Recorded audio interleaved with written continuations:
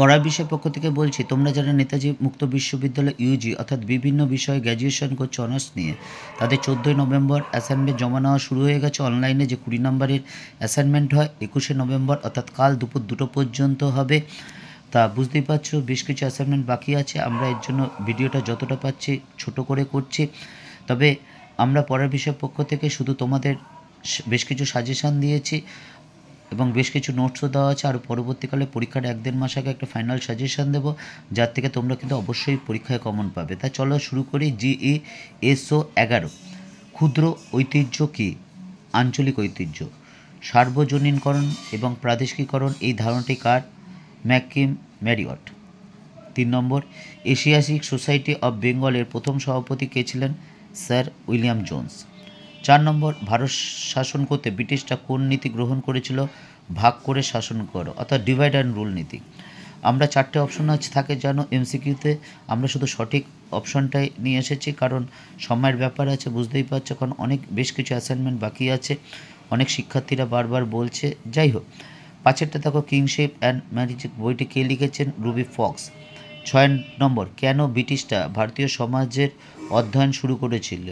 ঔপনিবেশিক কারণ। 7 নম্বর, kingship algebra এ সম্পর্কে কে বলেছেন? ম্যালিওনস্কি। 8এরটা দেখো, দ্য সেকেন্ড সেক্স বইটি লিখেছেন সিমন দ্য বোভেয়ার। 9 নম্বর, ভারতের সমাজের ভিত্তি কি? পরিবার ব্যবস্থা। আমরা পড়ার বিষয় পক্ষ থেকে তোমাদের যদি কোনো কেরিয়ার বিষয় অর্থাৎ পড়াশোনা এই গ্র্যাজুয়েশন করার পর বা গ্র্যাজুয়েশন করার সাথে সাথে কোনটা কি পড়লে ভালো হয় বা তুমি কি চাও, এই সম্পর্কে যদি কোনো প্রশ্ন থাকে আমাদের ডেসক্রিপশন বক্সে জানিও। আমরা কিন্তু অবশ্যই তোমাদের সমস্যার সমাধান করার চেষ্টা করব। আর আমরা আমাদের চ্যানেলের মাধ্যমে কোনো কিছুর বিনিময় না, আমরা আমাদের চ্যানেলের মাধ্যমে সম্পূর্ণ ফ্রিতে তোমাদের সব কিছু প্রোভাইড করব। লাস্টের প্রশ্নটা দেখো, দ্য ট্র্যাডিশন এবং লিটল ট্র্যাডিশন এই ধারণাটি কে দিয়েছিল? মিল্টন, সিঙ্গার এবং রবার্ট রেডফিল্ড।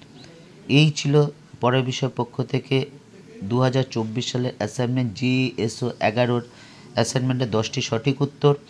কাজেই তোমরা একটা খাতায় লিখে কয়েকবার পড়ে অ্যাসাইনমেন্টটা জমা দেবে, কারণ আমরা চাই না কোনো ভুল করেও ভুল হোক, কারণ একটা ভুল মানে কিন্তু 2 নাম্বার। এবং তুমি যদি 20তে 20 পেয়ে যাও তাহলে পাস করা যেমন সোজা হবে, ভালো রেজাল্ট করা সোজা হবে। আমরা পরের বিষয়ের পক্ষ থেকে শুধু এইটুকু চাই না, আমরা চাই তোমার জীবন সুন্দর, সুখের, আনন্দময় হয়ে উঠুক।